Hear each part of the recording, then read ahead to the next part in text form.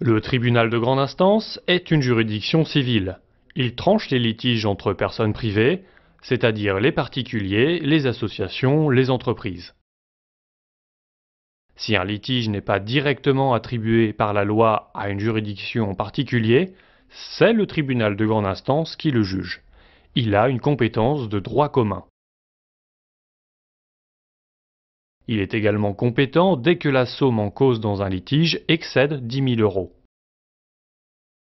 Il est obligatoirement saisi dans certains domaines: l'état civil, le divorce, la filiation, la nationalité, les successions. Et pour les litiges relatifs à des choses comme la propriété d'un immeuble, un brevet, un bail commercial. D'autres juges ont leur siège au tribunal de grande instance. C'est le cas du juge aux affaires familiales, compétent pour les divorces, les pensions alimentaires et l'exercice de l'autorité parentale. Le juge des enfants, lui, protège les mineurs en danger. C'est l'assistance éducative. Il a aussi un rôle pénal. Il juge les enfants qui ont commis des infractions. Le tribunal de grande instance est le siège du tribunal correctionnel. Il s'agit de la même juridiction, mais en justice pénale, pour juger les délits.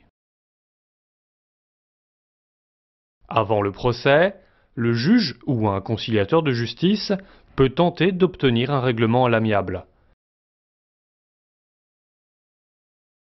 En principe, le tribunal de grande instance statue en formation collégiale. La décision sera prise en commun par 3 juges.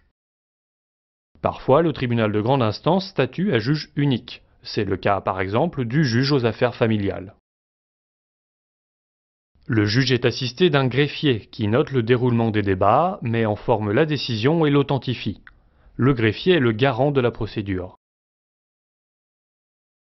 Dans certaines affaires civiles, le procureur, qui représente la société, intervient pour demander l'application de la loi.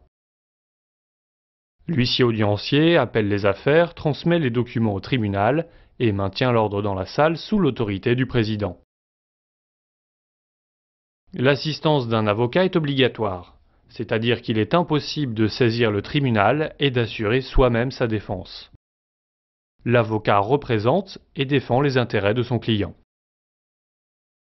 La partie qui a initié le procès s'appelle le demandeur. La partie adverse, contre qui les demandes sont dirigées, est le défendeur. Le juge donne raison au demandeur ou au défendeur. Il peut également donner raison partiellement aux 2 parties. Il évalue également le montant des dommages et intérêts accordés à l'une ou l'autre des parties. Si l'une des 2 parties n'est pas satisfaite, elle peut contester le jugement rendu en première instance. La nature de l'affaire et le montant en jeu déterminent la suite. Cela dépend de chaque litige en particulier. Si le tribunal statue à charge d'appel, cela signifie que la loi permet que l'affaire soit jugée une seconde fois. C'est le rôle de la cour d'appel. Après l'appel, les parties peuvent former un pourvoi en cassation si elles considèrent que la loi a été mal appliquée.